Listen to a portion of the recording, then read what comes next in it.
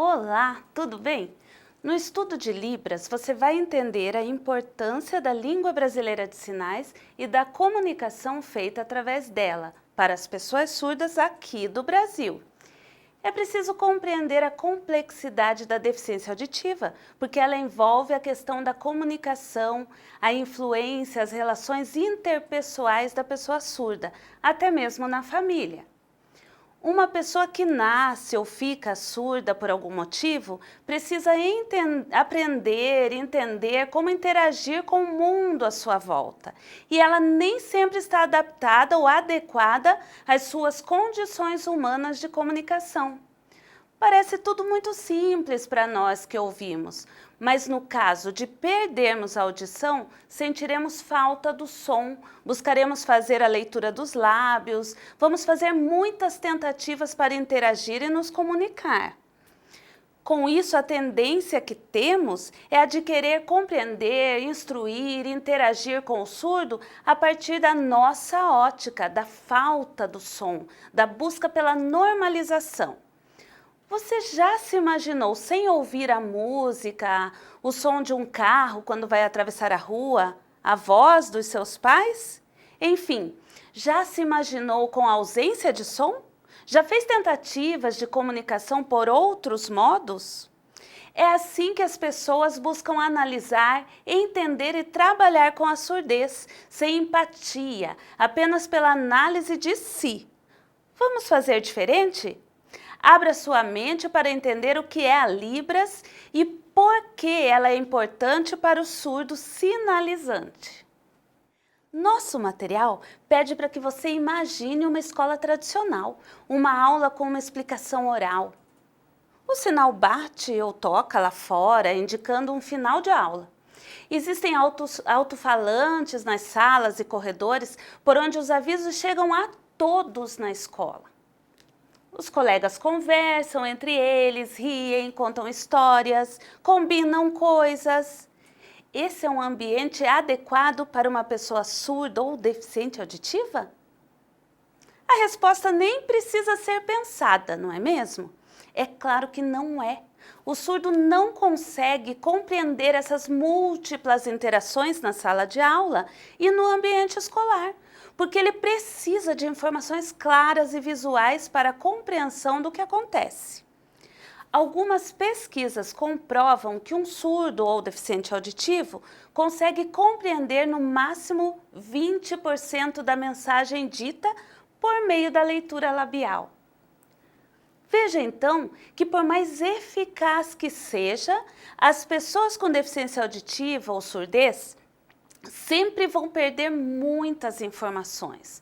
Por isso falamos da importância da língua de sinais, não apenas porque é a língua dos surdos, mas pela visualidade que traz em si. Libras é a língua brasileira de sinais e foi reconhecida pela Lei 10.436 de 2002.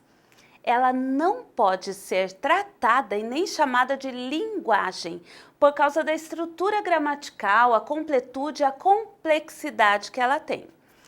A linguística, que é a ciência que estuda a linguagem humana e as línguas, destaca que existem basicamente 3 modalidades das línguas naturais, que são a língua falada, a língua escrita e a língua sinalizada, que é o caso da Libras. E sendo assim, a Libras não pode ser entendida como linguagem e nem como universal. Primeiro, porque ela tem estrutura própria e depois, porque é brasileira e traz as marcas da nossa cultura, o jeitão brasileiro de ser e de sinalizar. Vamos conhecer um pouco da história. A exclusão sempre marcou a vida humana.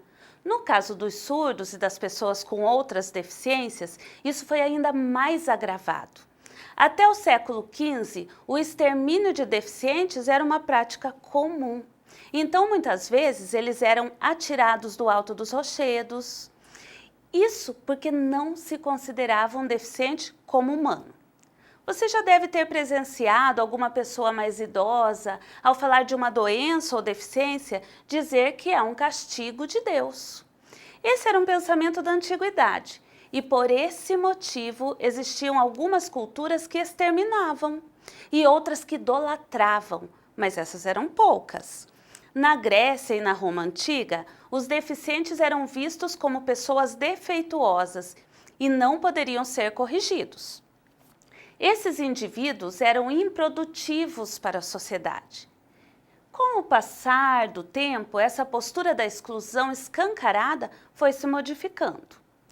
No século XVI, houve um avanço significativo para os surdos, porque a partir de contribuições da medicina, por meio de Girolamo Cardano, passou-se a compreender que uma pessoa surda poderia ser educada.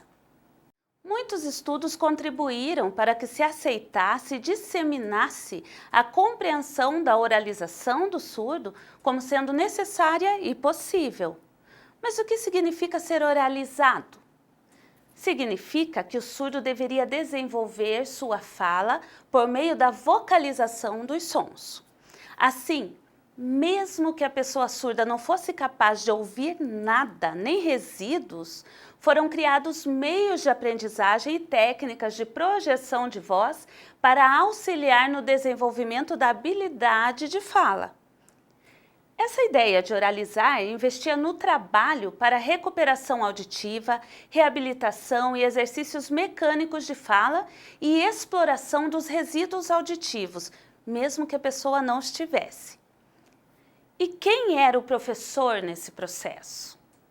Era um treinador de fonemas, e o aluno deveria se esforçar ao máximo para realizar a leitura labial. Essa concepção da oralidade e, consequentemente, esse método de ensino que conhecemos hoje como filosofia oralista prevaleceu por muito tempo. Mesmo com a filosofia de uso da sinalização no século XVIII, desenvolvido por Lepé, os dois métodos de trabalho e filosofias coexistiam e causavam embates entre os estudiosos da época. Até que em 1880, por influência de Graham Bell, o inventor do telefone, houve um segundo congresso internacional sobre instrução de surdos em Milão, na Itália, onde ficou estabelecido que o método de ensino mais adequado aos surdos seria a oralização. O oralismo ou oralização não acabou com o uso da língua de sinais, mas por quase um século ela passou a ser proibida em quase todo o mundo, no que se refere à educação de surdos. É isso mesmo. As línguas de sinais passaram a ser vistas como línguas proibidas e estavam nos corredores, nos bastidores, escondidos nas mãos dos surdos. Na escola, houve grande violência simbólica e psicológica, porque obrigavam os surdos a sentarem sobre as mãos, evitando a sinalização, amarravam suas mãos, intensificavam a vigilância e as tentativas de oralidade até para quem não apresentava a menor condição. Com essa imposição, a oralização permaneceu nas instituições escolares e manteve seu marco no período de integração. A integração foi um período em que a pessoa com deficiência deveria se esforçar pelo seu próprio sucesso na escola e na sociedade. O esforço era unilateral, ou seja, a pessoa deveria alcançar a normalidade por ela mesma e só assim ela estaria de fato integrada à sociedade.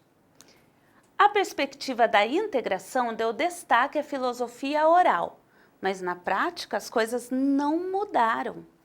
Com quase 100 anos, a oralização não trazia sucesso aos surdos e deficientes auditivos. Foi então que, em 1960, através de pesquisas do linguista William Stockwell, ficou comprovado que as línguas de sinais apresentam uma estrutura gramatical completa, tanto quanto as línguas orais. Na educação, passaram a investir na comunicação total, que faz uso de todo o recurso possível para que o surdo alcance algum êxito. Usa-se língua de sinais, aparelhos, oralidade e outras alternativas. Mas ela também não apresentou grandes resultados, porque a língua de sinais usada tinha como base a estrutura da língua oral. E no Brasil, a comunicação total se desenvolveu por volta de 1980 e ficou conhecido em sua estrutura como bimodalismo ou português sinalizado, sendo pouco eficiente. Para que você entenda, a sua compreensão é mais prática para o ouvinte do que para o surdo. Na década de 90, o paradigma da inclusão entra em cena e começa a influenciar a perspectiva que se tinha sobre a surdez para mudanças. Na inclusão, as pessoas que não ouvem continuam se esforçando para participar ativamente do mundo. No entanto, há envolvimento de toda a sociedade. Surgiram mais pesquisas e iniciativas sobre a língua de sinais no Brasil e um olhar antropológico e cultural sobre a surdez. Esse tipo de compreensão antropológica ou socioantropológica visa olhar para a diferença e não para a deficiência da pessoa, e não busca reabilitação ou integração. Mas e quanto ao termo mais adequado? É preciso dar uma atenção especial à maneira como nos referimos às pessoas surdas. O que é correto é apresentado no Decreto 5626 de 2005, que apresenta dois termos adequados, o deficiente auditivo e o surdo. Claro que cada termo traz um posicionamento diferente. Quando dizemos deficiência auditiva, nos referimos ao aspecto clínico, ou seja, nas questões médicas, diagnósticas. Esse é o termo mais adequado. E não é pejorativo chamar de deficiente auditivo, porque essa é apenas uma das maneiras de defini-lo. O que queremos deixar claro é que esse termo mostra a pessoa por uma única característica, que é a falta da audição. Portanto, ele é considerado pouco inclusivo. Como a nossa busca pela surdez como diferença numa concepção inclusiva, o termo mais adequado, principalmente na educação, seria surdo ou pessoa surda. E o que eu não devo usar nunca, de modo algum? Expressões como surdo-mudo ou mudinho. Lembre-se de que o aparelho fonador do surdo está comumente intacto e ele não fala porque ele não ouve, porque não apresenta referência e não porque ele é mudo. A mudez é uma outra deficiência e não é um termo a ser aplicado a todas as pessoas que não ouvem. Também é incorreto chamar de anormais ou fazer a contraposição surdo ou normal. Use apenas surdo e não haverá erro. Veja os sinais de surdo e ouvinte tente fazer comigo. Surdo, certo? Olha, dedo indicador, surdo, do ouvido à boca. Ouvinte, vamos lá, pratique.